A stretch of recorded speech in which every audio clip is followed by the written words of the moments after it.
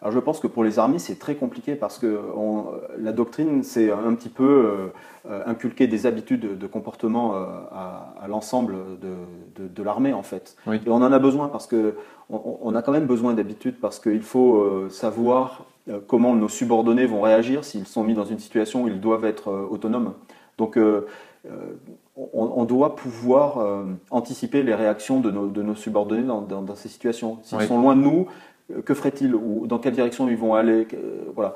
Il faut qu'on inculque cette façon. Donc, en fait, finalement, les forces armées, elles ont un vrai dilemme parce que vous avez d'un côté la nécessité d'avoir des comportements qui sont identiques, ça peut pas être complètement l'anarchie, mais d'un autre côté, vous avez ces habitudes-là sont un point faible aussi. C'est un point faible, c'est l'exemple que j'aime beaucoup, dont j'ai déjà parlé sur le blog, puisque j'en ai fait un article. C'est l'exemple de la guerre de Crimée.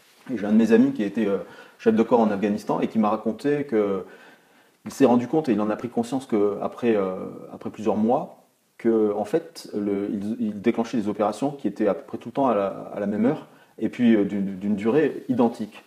Et finalement, l'ennemi s'en était rendu compte.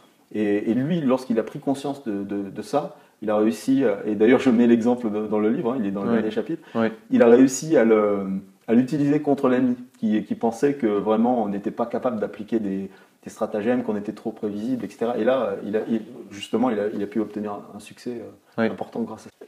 Connaître l'ensemble de nos caractéristiques et ne jamais oublier que en fait, ce n'est pas qu'une question technique, que vous avez quelqu'un en face et que vous-même, vous trahissez ou pas certaines habitudes. Oui. Les Russes d'aujourd'hui, c'est plus du tout avec des chevaux et des flammes, des torches, et c'est plus du tout ça, évidemment. Aujourd'hui, les technologies avancent très vite. Et je vais vous citer un exemple de l'Afghanistan. On a sans cesse des nouveaux matériels, des nouvelles munitions, et les Britanniques avaient des obus éclairants dans le domaine de l'infrarouge. Et les jeunes cadres qui ont été sur place, ils n'ont jamais appris en école comment faire un stratagème à partir de ces obus. Ben, ils ont réussi, en fait. L'ennemi ne voyait pas qu'il était éclairé par ces munitions infrarouges. Et ils ont mis en place un stratagème où, d'un côté de la base où ils se trouvaient, ils utilisaient des obus éclairants dans le domaine du visuel, et de l'autre côté, ils utilisaient des obus infrarouges. Donc les talibans se sont approchés de leur base du côté où ils pensaient ne pas être observés. En réalité, ils l'étaient. Et en fait, on s'aperçoit que malgré la mise en place de beaucoup de procédures et beaucoup d'habitudes, il y a toujours une place à l'inventivité, à l'ingéniosité et à l'intelligence. Ce livre, vous citez les exemples, je pense que c'était important pour moi parce que au départ, j'avais eu l'instinct que l'artillerie pouvait servir à manipuler l'adversaire. Et en fait, si vous le proposez dans un exercice où vous faites un thème tactique, si vous le proposez comme ça à brûle pour point, votre interlocuteur va dire oui, bon, mais c'est gentil et tout ça. Donc, si vous voulez, pour défendre cette idée, j'avais pas d'autre choix que d'aller chercher ces exemples dont vous parlez, des anecdotes réelles et qui les légitimaient parfaitement. Et j'avais pas le choix. Et maintenant que ces exemples ont été rassemblés, c'était impossible de dire que l'artillerie ne s'applique pas, ne permet pas d'utiliser des stratagèmes. C'est impossible de le dire. Il faut bien comprendre que l'artillerie, donc c'est une arme, c'est l'arme de la brutalité. Quand on l'utilise, c'est vraiment l'arme souvent la plus puissante dans les mains du chef de guerre. Hein. Donc on utilise les obus pour détruire l'adversaire. Et c'est pas du tout intuitif de dire l'artillerie c'est aussi un outil pour utiliser des stratagèmes. C'est pas du tout intuitif. Et c'est ce qui fait que c'est une arme vraiment puissante, paradoxalement, pour manipuler son ennemi.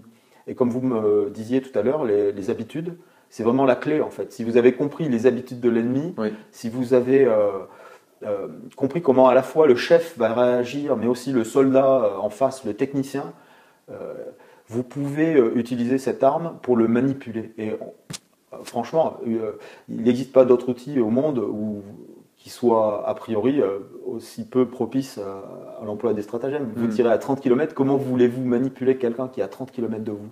Ça paraît impossible, et ben pourtant c'est faisable. En quelque sorte, finalement, c'est l'ennemi qui nous aide à régler le tir, puisque c'est lui qui nous dit on tire trop loin, donc il faut rapprocher les coups. Et je trouve que c'est fantastique. Qu'en réalité, les artilleurs sud-africains sont servis des ballons de sondage météo. Oui, parce que dans l'artillerie, on a besoin de connaître la météo pour que les tirs soient précis.